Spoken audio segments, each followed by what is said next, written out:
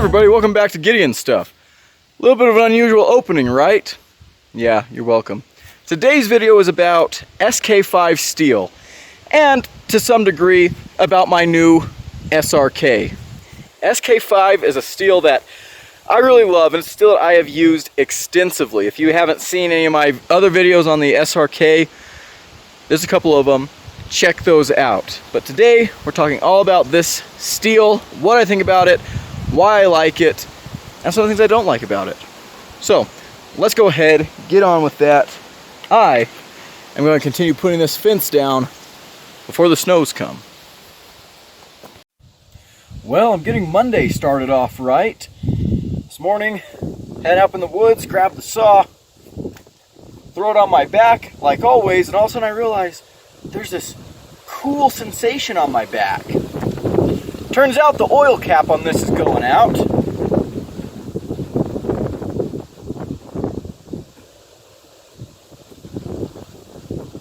And now I am covered in oil. So, had to run back, dumped all the oil down my back. So now we got to get some more oil on this thing. I got to get back out in the trees. Ridiculous. And of course this had to happen first thing in the morning. Oh, I am so oily and greasy everywhere. It's it's gonna be a long day. You know, dumping oil over myself is not the slickest thing I've ever done. I guess maybe my chainsaw skills are getting rusty. I don't have anyone to blame but myself though. It's oil my fault. You know, I'm always mentioning or talking about my job as a cowboy here in the woods, but I figured I haven't really shown a whole lot of it here on the channel. So real quick, I'm going to teach you guys how to splice a barbed wire fence. This spot in the fence here is pretty nasty. As you see, we've got this big tree come through the fence. I've already spliced these two wires together. This is a tree that was just too big to take out with a saw. You know, we can't pack a huge saw up here this high. So instead, we cut the wire and we splice over it. Well, this season the wire is busted. As you can tell, it's been spliced here many times before. So I'm going to be putting it back together. First thing I'm going to want to do is locate both ends. I'm on the third wire from the top right now. There's an old splice, kind of a gnarly looking thing. I'm going to take that out.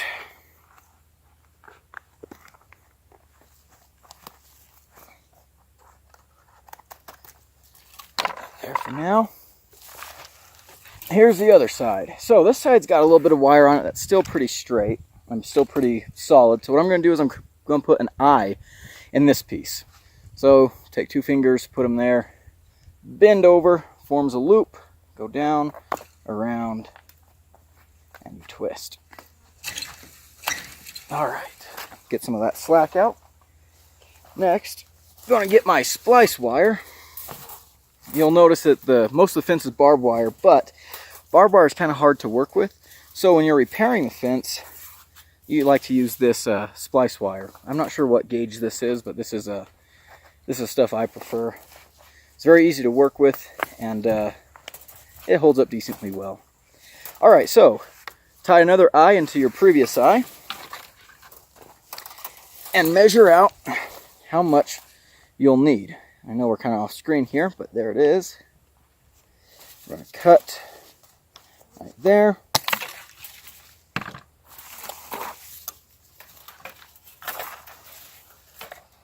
Fencing pliers, some people call these bulldogs. If it doesn't have the hook on the other side, then it's bulldogs. If it has this little hook, fencing pliers. Okay, let's see if I can adjust the angle here a little bit. There we go. All right, now we've got another eye on this side, and we've got this wire over here. Put it through, bend it over, take your fencing pliers, and you'll see how they have these teeth here in the middle. Grab the wire right like that, fold over, and you start to twist. And if you need a little more leverage, you take your hammer, you stick it through the handle of your pliers, and do like that. Loosen this top one a little bit, but that's okay. Or the second one. Top one's up here. It stayed fine. Unroll it. Take your pliers off. Make sure you keep that tension. And then wrap them around. And that's how you splice a fence together. Should look something like this. And the fun thing about splices is when your fence does loosen, this is a good spot to come and tighten it again. You can just undo these and crank down on it some more and you'll tighten your fence up right away. There's a lot of dead trees in this area here. This is a bad spot for fall down. But alrighty, down we go. Most of being a cowboy is building fence or fixing fence or making sure your cows aren't breaking through the fence, right? Figured I might as well do a pocket check today. CGRB Warney Pyrite in the pocket. I love this knife. I love this knife a lot, and I've been carrying it a lot. Fixed blade, Cold Steel SRK, and actually today my replacement SRK should be coming in the mail. So kind of excited about that. The rest of my gear, get back here. Gotta keep some tie wire for posts. Obviously my pliers, wire nippers, hammer, and then this pouch is full of staples and stuff. So, okay, and of course I gotta carry a big roll of splice wire with me. But all right, time to get going. Last year when I was up here, I spent 2 hours fixing a 50-foot segment of fence, and yeah, I'm hoping we don't have another mess like that this year, but I might.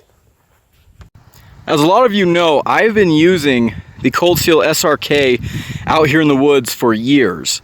And I recently got this new one, which I've been testing out. I haven't been carrying it as much as I would like because I've been carrying other things, specifically the Demco Free Rein. But in all the time that I've carried this knife, the SK-5 steel has never let me down. I think it's an absolutely fantastic steel for this style of knife, and especially at this price point. I honestly don't think you can get a whole lot better.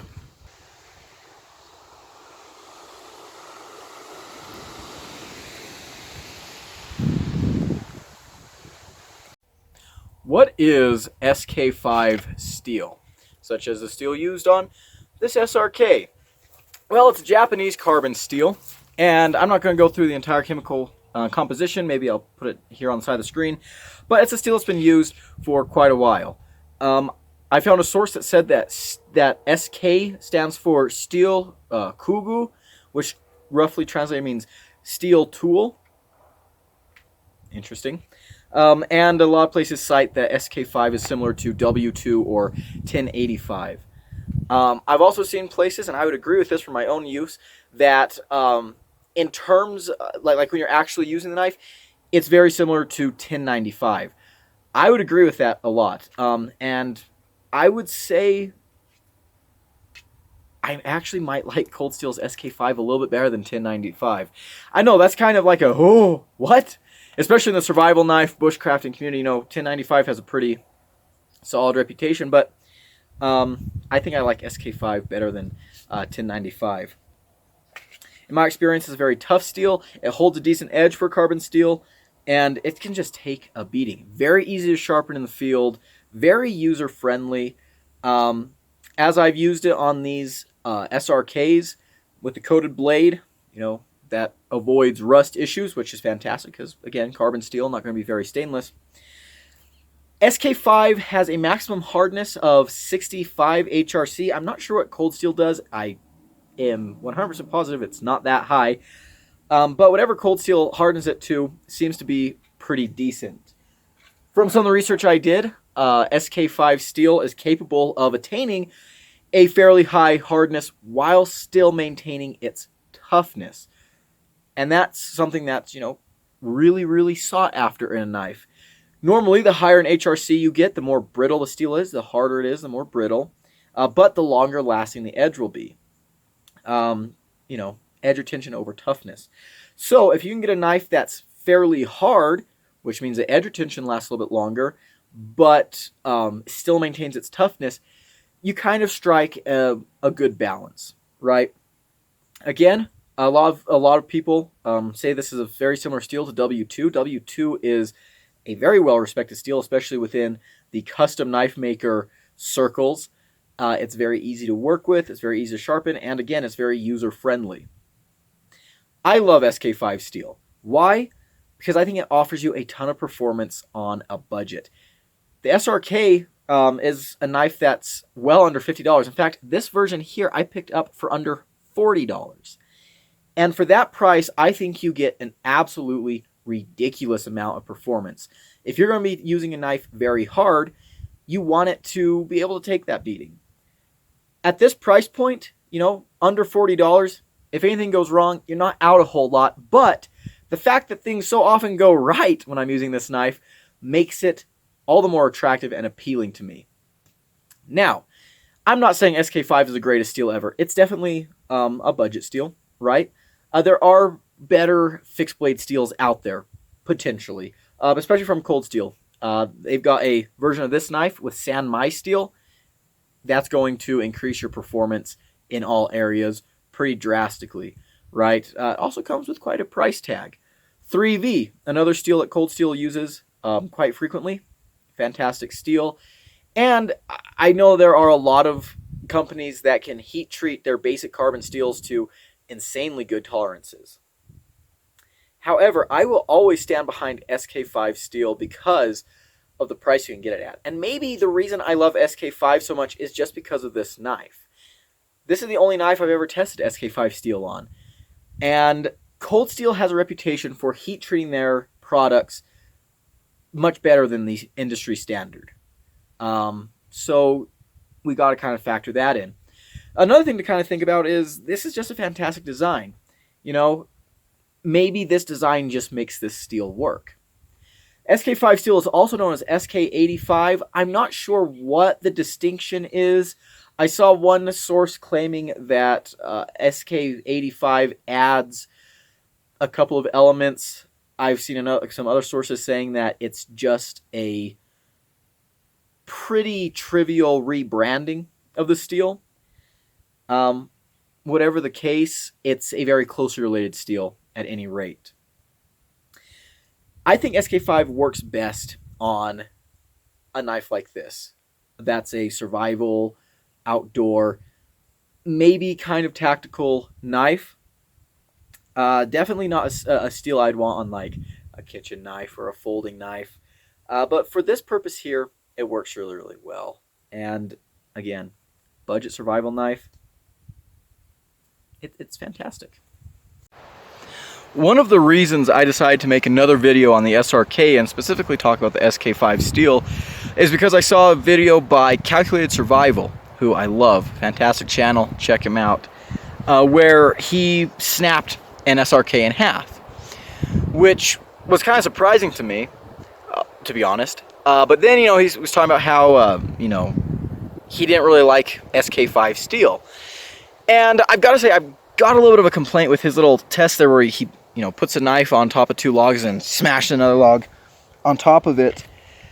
To me, that's kind of an unrealistic test. Now, I'm someone that uses my knives very hard. As you guys know, I do a lot of batoning, chopping, all kinds of things with my knives. But those are things that for me, are kind of in the realm of possibility of things that you might have to do, especially since I carry my SRK in a survival knife situation. If, in case I get stranded out here, which has happened, I want something that I can use to keep myself alive until I can either get out of the mountains or help can come and pull me out. And the whole, smacking the knife with a club, to me, is kind of an odd test, just because it seems unnecessary. It seems a little bit off. It kind of reminds me of if someone wanted to test body armor, and they said, all right, we're going to put this body armor on a mannequin and then shoot it with a tank. It's like, okay, yeah, the body armor will probably fail. That mannequin will probably be screwed. But is that really what the body armor is? Is that really a good test of that body armor? I don't think so. You want to use handgun calibers on it, up to your 5.56, things like that, whatever, at different ranges to test it on this on this body armor. And so, you know, shooting it with the tank just seems a little bit overkill. It seems like something that's a little bit outside the realm of possibility. It's also kind of like if you design a car and you drive it headfirst into a cement wall and it explodes, obviously. You know, people do this to test safety devices, but you know, if the car takes damage, it's like, oh, well, you know, obviously this car sucks. Well, not really, right? So I love everything Calculated Survival does. It's, you know, I think he does a lot of really cool stuff. I love his lock testing thing that he recently made, but I do think that that test is a little bit odd because I honestly don't see it having a whole lot of real world application, or I don't think it's an analogy for anything that you'll run into in the real world. If you guys disagree, let me know in the comments below, but I mean, I've been racking my brain. I can't really think of anything that's analogous to. I'm still racking my head about the Calculated Survival testing thing because I like to think. While I'm here working fins, I do a lot of thinking. I like to give everyone a fair shake. Now, testing comes in two different forms. When you're doing a test of something, number one is a real world test where you're doing actual work that you would do with a knife, right? You're actually using it. The other form is simulated testing, and this is actually outside of just knives or anything. This is when you're testing anything. And a simulated test is something that you devise in order to replicate stresses or environments that you might feasibly encounter. And so that's why I think the whole, you know, smacking the knife with the club thing isn't a very good test, because it's not something you're going to do in real life, and I can't really see it replicating anything that might happen in actual use. Now, maybe your knife falls out of your pocket and you run over it with your truck. Okay, you know, that might happen, but again, that's kind of outside the realm of use, outside the realm of utility. The other thing I can think about that as a reason he might do that test is as just a try and get a quantifiable measurement of craftsmanship. But again, I don't think this really works because, I mean, if you take 5 knives that are exactly the same model and stuff, and you do that test to each of them, you might have 2 out of 3 snap. You might have 2 out of 5 snap. You might have 3 out of 5 snap. Whatever, right? It could be an issue with just one model. It could be an issue with all of them, right? But again, through all the use that I've put my SRKs through, I know how tough they are. I know how durable they are. I know what they can stand up to. And I don't think that test is a very good reflection of reality. I don't think it's a very good gauge for quality or strength. So, okay, that's all I'm going to say about that. When GSM Outdoors first acquired Cold Steel, a lot of people were concerned that this would spell out a decrease in quality for the company. And I'll admit, I was one of those people. I was very concerned that this would mean a decrease in the production standards of the Cold Steel knives that I so loved. Now, I think GSM has actually done really, really well with the brand. All the new GSM products I've had, the Engage, for example, have felt very good.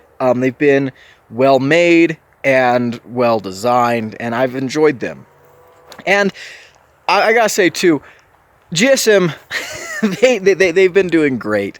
You know, when they first acquired Cold Steel, you know, you had a bunch of grown people like, oh, you're gonna ruin my favorite brand. And they're like, hey, it's okay. What discontinued model do you want us to bring back? How can we make this up to you? And they did that. And so I think they've been treating the brand with respect, and they've been really, really nice to the consumer base. They've listened to us a lot. And so, you know, for a bunch of grown-ups throwing a fit, they've handled, you know, they've handled us very, very well. So I appreciate that. It's not what we're talking about right now. Something that I was worried about more than a decline in quality of build was a decline in heat treat quality. Cold Steel has always been known for absolutely amazing heat treats. I say to this day, I will die on this hill, Cold Steel's S35VN is my favorite steel. It is my favorite steel, hands down, no competition. They do such a great job with it.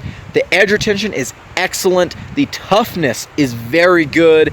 It's a very well-rounded steel. I love it. It's still easy to sharpen. It's fantastic, and I'm a big fan of that steel. The same goes for Cold Steel's AUS 10A. I love their AOS 10A. I've done an entire video where I tested it. I know a lot of people are kind of like, ew, AOS 10A. I don't mind it. I think it's a fantastic steel. In my experience, Cold Steel's AOS 10A has edge retention a little bit, well, kind of around the same area as VG10, maybe a little bit higher. Stainlessness is lower than VG10, I've noticed, but toughness is much higher. It's a very, very good steel, and I really enjoy it. Some people disagree, but I enjoy it. And so I was worried that that would go away with the new ownership of Cold Steel. Now, I do think that they kept the same factories in Taiwan making the stuff, but I was still worried that the heat treat would go down in quality. And so far, I have not noticed that that's been the case, and I've been very, very pleased with that from Cold Steel. Now, Cold Steel is the only company I've ever had SK-5 steel from, and we're not going to be doing any testing in this video. This is just a video of me talking, really. Right now, me talking as I walk the fence and just share the thoughts in my head with you guys. But I have done testing on SK-5 before. Check out my SRK review, and I think I've got a couple of other videos about it. I'll have to go through my catalog, but I've done lots of testing with it, and I find it to be one of the better budget fixed blade steels. I know that SK-5 is also called SK-85 by some companies for some reason, such as Work Tough, and they put it on some very expensive knives. Now, I've never handled their SK-5, I've never tested it, but at the prices that they're asking for, and again, they do a lot more than just, this SRK here, but they do, they do pretty fancy knives, but very expensive stuff in a lot of cases. Would I prefer SK-5 in those upper echelons of price?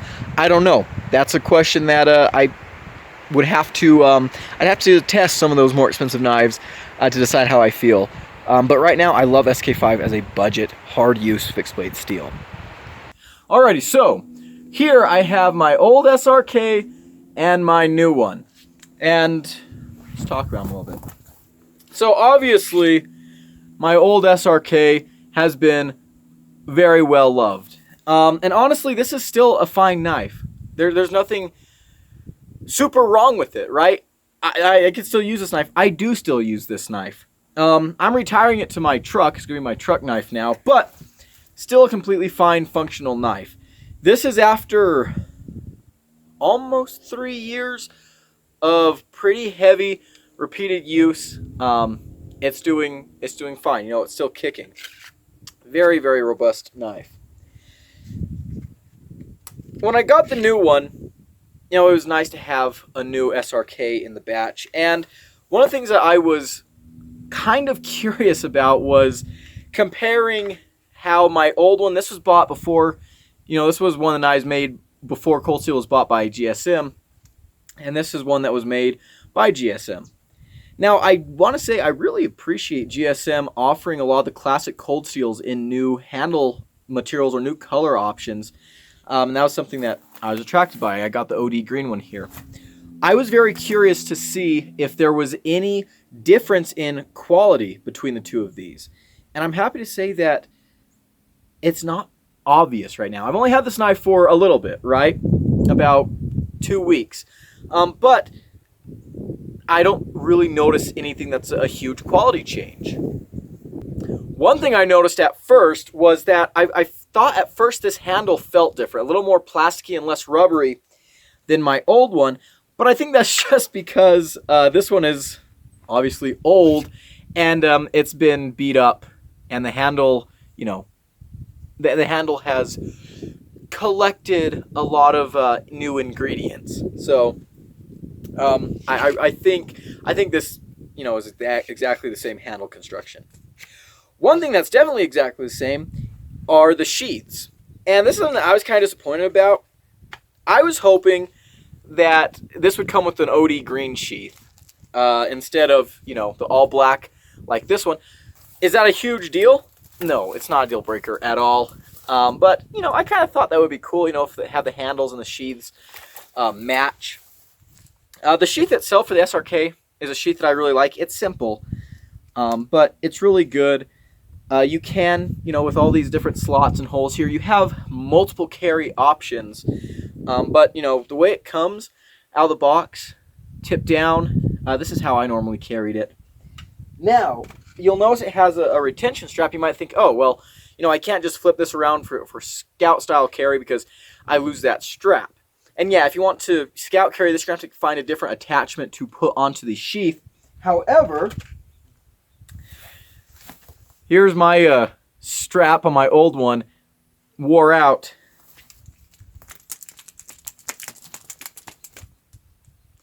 The knife is retained very well in this. This is not Kydex, it's, injection molded plastic. And there's no snappy click like you'd get with Kydex, but it's very, very secure and it's very easy to take in and out of the sheath. I've been reviewing the Demco Free Rein recently, and that knife, my biggest frustration with it is that it's really stuck in its sheath, like very stuck in its sheath. This is really, really nice. One of the things that I think gives the SRK its longevity is the fact that it's using SK-5 steel. A pretty thick chunk of it, but a very manageable chunk, right? I love SK-5 steel. SK-5, yeah, SK-5. I thought I said the SRK and SK-5 steel. It's a weird combo. They're same thing, but or the knife and the steel. I'm gonna stop rambling. I love SK-5. For me, it has been an amazing carbon steel. It holds a good edge, and it's very tough. I've batoned and chopped with my SK-5, and I found that the edge retention, again, is surprisingly good. Way better than I would have expected. I do not chip edges. With a carbon steel, you don't, kind of the main thing with carbon steel is that it's resistant to chipping.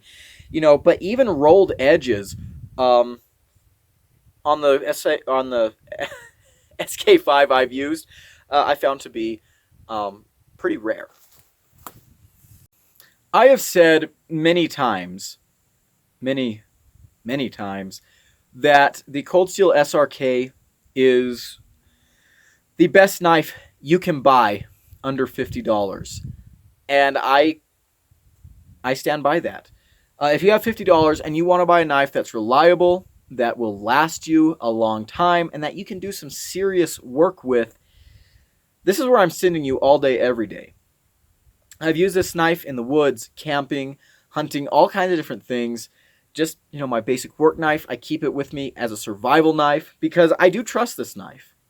If I'm going to be in a shit hits the fan situation, this is a knife that I would be more than happy and comfortable in trusting my life to, and I have in the past.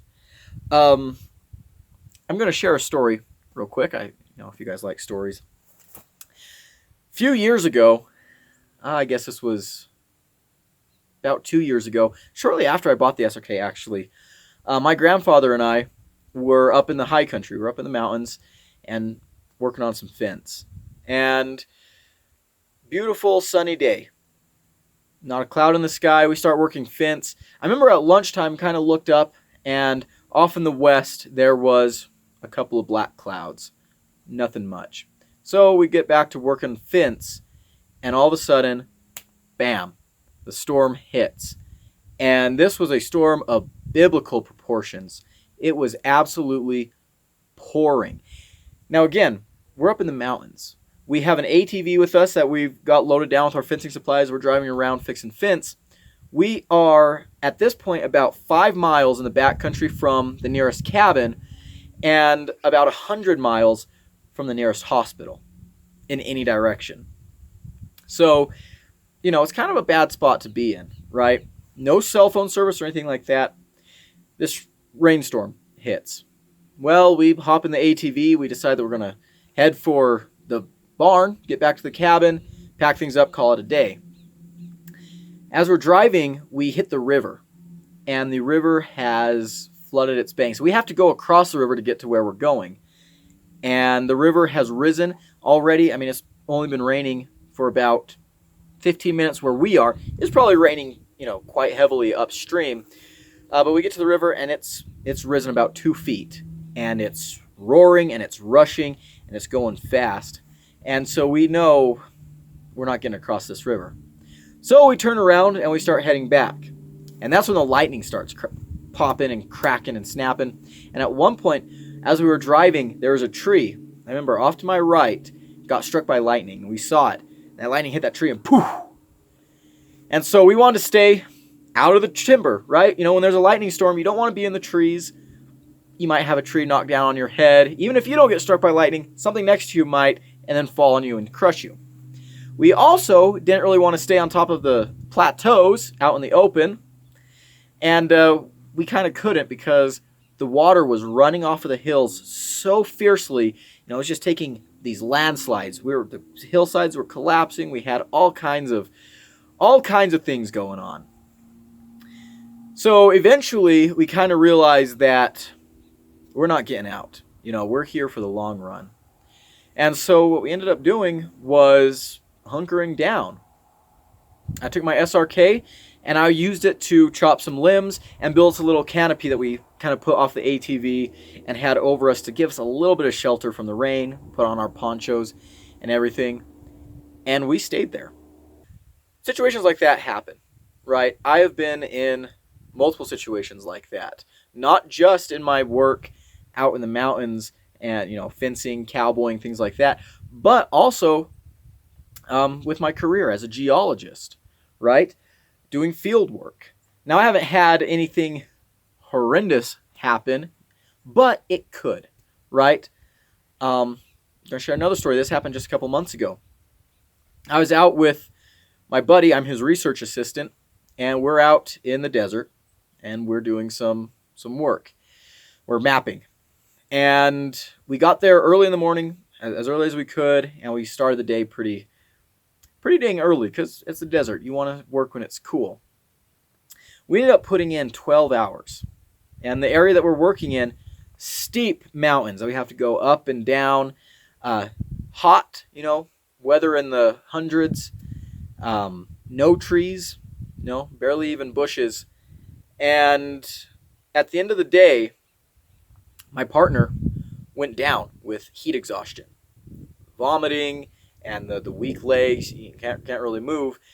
And for a while there, I was preparing myself for the possibility that, you know, we might have to stay out here for a little bit, call in some help, and, you know, stay out here a little bit, build him a little bit of a shelter from sticks and brush, get him in some shade, get some water in him, make sure he cools down, bring his body back to equilibrium. You know, these were things that I was considering that we might have to do.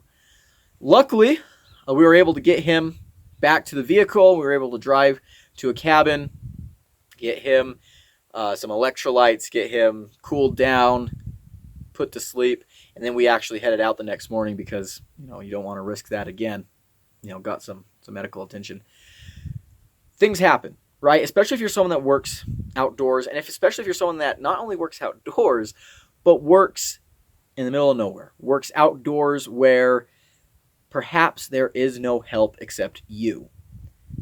I find myself in that situation a lot, and I want a knife that I can rely on. A knife is, in my opinion, the best survival tool you can have. With a knife, you can do basically anything. Build a shelter, get a fire going, even hunt if you really need to, protect yourself. If someone were to walk up to me and say, Gideon, we're taking you in a helicopter and we're dropping you out in the middle of nowhere and you've got to live out there for a week. Would you rather have a knife or a gun? I'm taking the knife. All day, every day, right? It's much more useful. It's more versatile and it's just better. So the Cold Steel SRK is definitely a knife that I would trust with my life in situations like that. I think it's got the robustness to survive any kind of oh snap situation.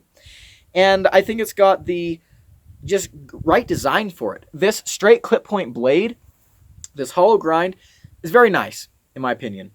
You've got plenty of edge, a little bit of belly. You can skin something with this if you really need to.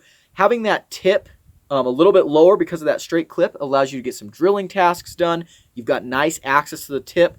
And even though this knife is robust, the tip is fairly acute compared to the rest of the knife. This is a great knife for woodworking.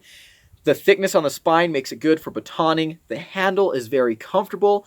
This over-molded grip, this is something I prefer in my heavy-duty / survival fixed blades, is an over-molded handle, because if I don't have gloves and I'm stuck in the cold or the heat, I don't want a tang burning or freezing my skin. So I really appreciate that.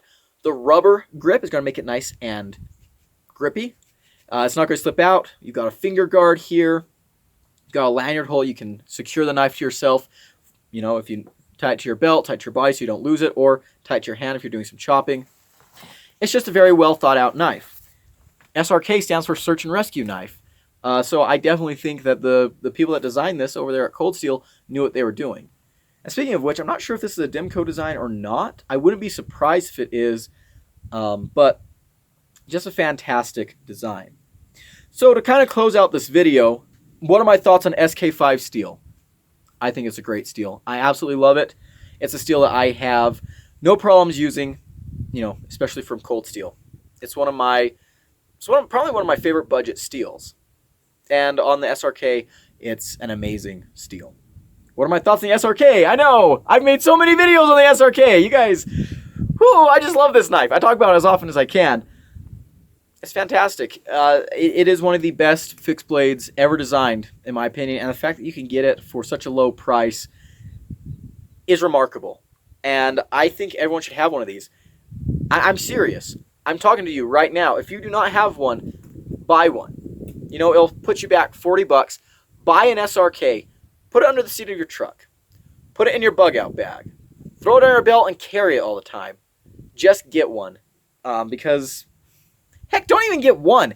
Get several. Get a bunch of them and just keep them everywhere. Store them everywhere. Keep them in your toolbox. Keep them in your barn. Keep them in your shed. Whatever you're going to do, have an SRK around. You will not regret it. And that's all I'm going to say about that today. Thank you guys so much for watching. I really appreciate it. If you enjoyed this video, leave it a like, comment below, and subscribe. Let me know what you think of the SRK. And... I'll see you in the next one. Hope you have a great day. Adios.